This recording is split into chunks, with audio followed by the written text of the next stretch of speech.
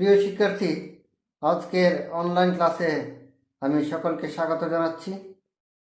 আশা করছি সবাই সুস্থ স্বাভাবিকভাবে জীবনযাপন করছো এবং নিয়মিত পড়াশোনা চালিয়ে যাচ্ছ। প্রিয় শিক্ষার্থী, আজকের অনলাইন ক্লাস উপস্থাপনায় আছি আমি শুভঙ্কর দেবনাথ, শিক্ষক, বাংলা বিভাগ, সুনামগঞ্জ সরকারি কলেজ, সুনামগঞ্জ। আজকের পাঠ কবিতা ছবি, কবি আবু হেনা মোস্তফা কামাল, পর্যায় উচ্চ মাধ্যমিক।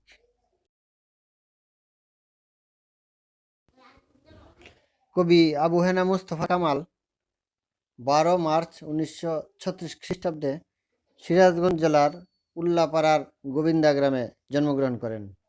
তাঁর পিতার নাম এম শাহজাহান আলী এবং মাতার নাম খালেকুন্নেসা। সমগ্র শিক্ষা জীবনে তিনি কৃতি ছাত্র হিসেবে সুপরিচিত ছিলেন। 1959 খ্রিস্টাব্দে ঢাকা বিশ্ববিদ্যালয় থেকে বাংলা ভাষা ও সাহিত্য বিষয়ে প্রথম স্থান অধিকার করে MA ডিগ্রি লাভ করেন। 1969 খ্রিস্টাব্দে লন্ডন বিশ্ববিদ্যালয় থেকে তিনি PhD ডিগ্রি লাভ করেন। বিশিষ্ট রোমান্টিক কবি আবু হেনা মোস্তফা কামাল ছিলেন একই সঙ্গে খ্যাতিমান অধ্যাপক, সফল গীতিকার, সম্মোহনক্ষম বাগ্মী ও মননশীল সাহিত্য সমালোচক।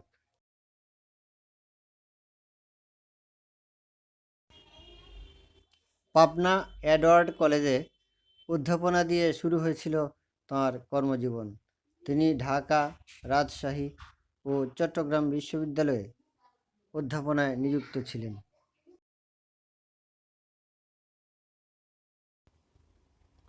ঢাকা বিশ্ববিদ্যালয়ে বাংলা বিভাগের অধ্যাপক থাকাকালে তিনি বাংলা একাডেমি ও বাংলা শিল্পকলা একাডেমির মহাপরিচালকের দায়িত্ব পালন করেন। আবু হেনা মোস্তফা কামালের রোমান্টিক কবি স্বভাব তাঁর কবিতাকে করেছে নন্দন শোভন।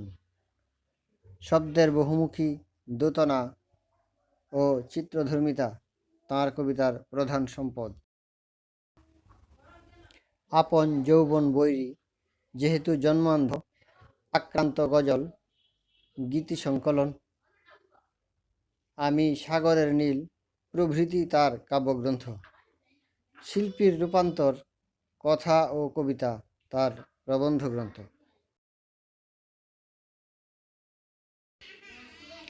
সাহিত্য সাধনার স্বীকৃতিস্বরূপ তিনি লাভ করেছেন আলাওল সাহিত্য পুরস্কার ও বাংলাদেশ সরকার প্রদত্ত 21 পদক।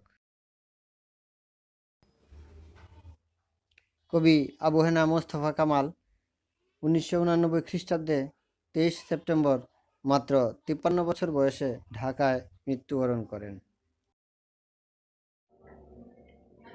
প্রিয় শিক্ষার্থী, আজ আমরা কবি আবু হেনা মোস্তফা কামালের ছবি কবিতার আলোচনা করব। ইতিমধ্যে তোমরা আবু হেনা মোস্তফা কামালের ব্যক্তিজীবন এবং সাহিত্য জীবন সম্পর্কে জেনে গেছ। এই পর্যায়ে আমরা ছবি কবিতার মূল আলোচনা পর্বে অংশগ্রহণ করব। মূল আলোচনা পর্বের এই অংশে সকলকে আমি আমন্ত্রণ জানাচ্ছি। ছবি আবু হেনা মোস্তফা কামালের একটি দেশপ্রেমের সারা জাগানোমূলক কবিতা। কবিতাটি বহুল আলোচিত ও প্রশংসিত। এটি তাঁর প্রথম কাব্যগ্রন্থ আপন যৌবন বৈরী থেকে গৃহীত হয়েছে। এই কবিতায় রোমান্টিক কবি সদ্য স্বাধীনতাপ্রাপ্ত বাংলাদেশকে মহান শিল্পীর তুলিতে আঁকা একটি অমর কালজয়ী ছবি হিসেবে কল্পনা করেছেন। কবি নিপুণ শব্দের ছবি এঁকে বুঝিয়ে দেন 30 লক্ষ খাঁটি বাঙালি শিল্পী তথা শহীদের দীর্ঘ 9 মাসের শ্রমে আত্মদানে সৃষ্টি হয়েছে এই ছবি। এখানে কল্পনাবিলাসী কবি মনের শৈল্পিক কল্পনার বিস্তার ঘটেছে, যা কবিকে এক অনন্য উচ্চতায় নিয়ে গেছে। কবির নিশ্চিত ধারণা, রঙের জাদুকর শিল্পী ভ্যান গোগ ছবিটিতে ছড়ানো রঙের আশ্চর্য গাঢ়তা কখনো দেখেননি। কবি মনে করেন, ছবিটিতে ব্যবহৃত অসংখ্য নরমুণ্ডের ব্যবহার 30 লক্ষ শহীদের আত্মদানের সংগ্রামী চেতনাকে ধারণ করে আছে, যা এই ছবির মতো দেশটির গৌরবময় স্মারক। 30 লক্ষ শহীদের রক্তস্নাত সুন্দর এই দেশ পরিদর্শনের জন্য কবি বিদেশিদের আন্তরিকভাবে আমন্ত্রণ জানিয়েছেন কবিতায়। আপনাদের সবার জন্যে এই উদার আমন্ত্রণ। ছবির মতো এই দেশে একবার বেরিয়ে যান। অবশ্য উল্লেখযোগ্য তেমন কোনো মনোহারী স্পট আমাদের নেই, কিন্তু তাতে কিছু আসে যায় না। আপনার স্ফীত সঞ্চয় থেকে উপচে পড়া ডলার, মার্ক কিংবা স্টার্লিংয়ের বিনিময়ে যা পাবেন, ডাল্লাস অথবা মেমফিস অথবা ক্যালিফোর্নিয়া তার তুলনায় শিশুতোষ। কবি কত সহজ সরল ও সাবলীল ভাষায়, অথচ গর্ব ভরে বিদেশিদের এভাবেই আমন্ত্রণ জানিয়েছেন। স্বদেশের রূপে মুগ্ধ হয়ে, স্বদেশের রূপ মাধুর্যে আকৃষ্ট হয়ে বাংলাদেশের অনেক কবি অনেক কবিতা রচনা করেছেন। সেই সব কবিতায় তারা আমাদের প্রিয় মাতৃভূমি স্বদেশ বাংলাদেশের রূপের মহিমা তুলে ধরেছেন। সেখানে কবি সাহিত্যিকরা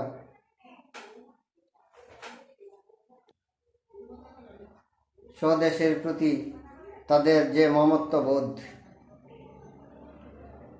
দেশের প্রতি যে আকর্ষণ, দেশের প্রতি যে ভালোবাসা, দেশের প্রতি যে মমত্ববোধ, এইগুলি বিভিন্নভাবে বিভিন্ন চিত্রের সাহায্যে, রূপকের সাহায্যে, চিত্রকল্পের সাহায্যে, উপমার সাহায্যে তুলে ধরেছেন। তাদের দেখা মুগ্ধতার কথা কবিতার মাধ্যমে তারা দেশবাসী সহ সারা বিশ্বের মানুষকে দেখার আমন্ত্রণ জানিয়েছেন, দেখার জন্য আহ্বান জানিয়েছেন। স্বদেশের প্রতি এই বিমুগ্ধতা কেবল দেশপ্রেমিক কবি সাহিত্যিক এবং দেশপ্রেমিক মানুষদের পক্ষেই সম্ভব।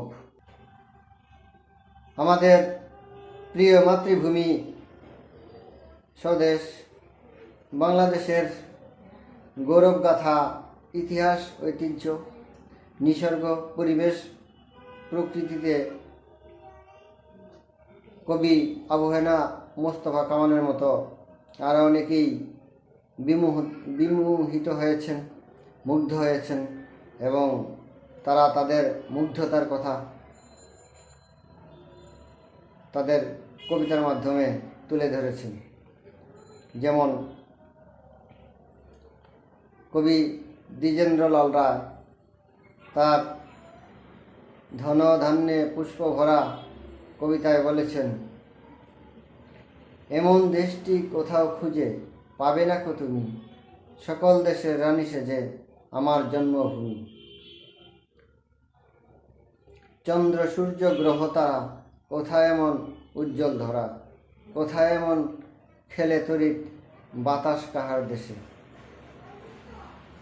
এইভাবে স্বদেশের রূপ মাধুর্যকে তারা উপভোগ করেছেন এবং কবিতার মাধ্যমে সকলকে উপভোগ করার আমন্ত্রণ জানিয়েছেন।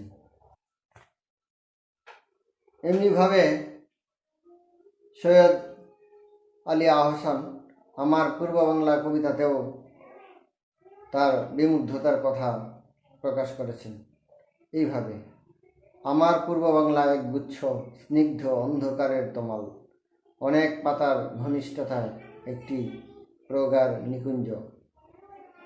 অবশ্য দ্বিজেন্দ্রলাল রায় এবং সৈয়দ আলী আহসান তাদের কবিতাসমূহে এদেশের নিসর্গের কথা, এদেশের প্রাকৃতিক দৃশ্যের কথাই বেশি করে গুরুত্ব দিয়েছেন। কিন্তু আমাদের ছবি কবিতার কবি আবু হেনা মুস্তফা কামাল এদেশের গৌরব গাথা, ইতিহাস, ঐতিহ্য, অনেক রক্তের বিনিময়ে অর্জিত স্বাধীনতাপ্রাপ্ত একটি দেশের ক্যানভাস এঁকেছেন তার ছবি কবিতার মধ্য দিয়ে। তিনি বুঝিয়েছেন যে এই দেশ এমনি এমনি স্বাধীন হয়নি। এই দেশকে স্বাধীন করতে গিয়ে অনেক রক্ত দান করতে হয়েছে, অনেক আত্মবিসর্জন দিতে হয়েছে, অনেক ত্যাগ তিতিক্ষার পরিচয় দিতে হয়েছে, দীর্ঘ সময় অপেক্ষা করতে হয়েছে। 52 থেকে শুরু করে 71 পর্যন্ত দীর্ঘ 9 মাসের রক্তক্ষয়ী সংগ্রামের কথা তুলে ধরেছেন। তদুপরি আমাদের জাতিতাত্ত্বিক ইতিহাসও তুলে ধরেছেন এই ছবি কবিতার মধ্য দিয়ে। আমরা বাঙালি যে আর্য বংশ থেকে আগত, সেই কথাও তিনি তার এই কবিতার মাধ্যমে তুলে ধরেছেন। কবির ভাষায়, খাঁটি আর্য বংশ সম্ভূত শিল্পীর কঠোর তত্ত্বাবধানে 30 লক্ষ কারিগর দীর্ঘ 9টি মাস দিনরাত পরিশ্রম করে বানিয়েছেন এই ছবি। এখনও অনেক জায়গায় রং কাঁচা, কিন্তু কি আশ্চর্য গাঢ় দেখেছেন? ভ্যান গঘ, যিনি আকাশ থেকে নীল আর শস্য থেকে সোনালি তুলে এনে ব্যবহার করতেন, কখনো শপথ করে বলতে পারি এমন গাঢ়তা দেখেননি। এভাবেই কবি আবু হেনা মুস্তফা কামালের ছবি কবিতার বাংলাদেশের গৌরবময়, সংগ্রামময় জাতিতাত্ত্বিক ইতিহাস তুলে ধরা হয়েছে। প্রিয় শিক্ষার্থী, আমরা অনেক ত্যাগ তিতিক্ষা, অনেক সংগ্রাম, যুদ্ধের বিনিময়ে, অনেক রক্তের বিনিময়ে যে প্রিয় স্বাধীন দেশ অর্জন করেছি, সেই দেশের মান মর্যাদা অবশ্যই আমরা রক্ষা করে চলব। এই দেশের প্রতি আমরা আমাদের আনুগত্য প্রকাশ করব। এই দেশের প্রতি আমরা আমাদের দায়বদ্ধতা প্রকাশ করব। এই দেশকে সুস্থ সুন্দরভাবে পরিচালনার জন্য যা যা করা দরকার আমরা সবই করব। এই দেশকে বিশ্বের দরবারে একটি সমৃদ্ধশালী, স্বনির্ভর দেশ হিসেবে প্রতিষ্ঠিত করতে ঐক্যবদ্ধভাবে সকলেই আমরা কাজ করে যাব। দেশের প্রতি আমাদের দায়িত্ব কর্তব্যসমূহ নিষ্ঠার সাথে পালন করে যাব। এইভাবে যদি আমরা প্রত্যেকেই নিজ নিজ জায়গা থেকে দায়িত্বগুলি পালন করে যাই, তবেই আমরা জাতি হিসেবে বিশ্বের বুকে শ্রেষ্ঠ জাতি হিসেবে যেমন প্রতিষ্ঠিত হব, তেমনি আমাদের দেশমাতৃকা বাংলাদেশও সারা বিশ্বের মানচিত্রে এক উজ্জ্বল নক্ষত্র হিসেবে প্রতিষ্ঠিত হবে।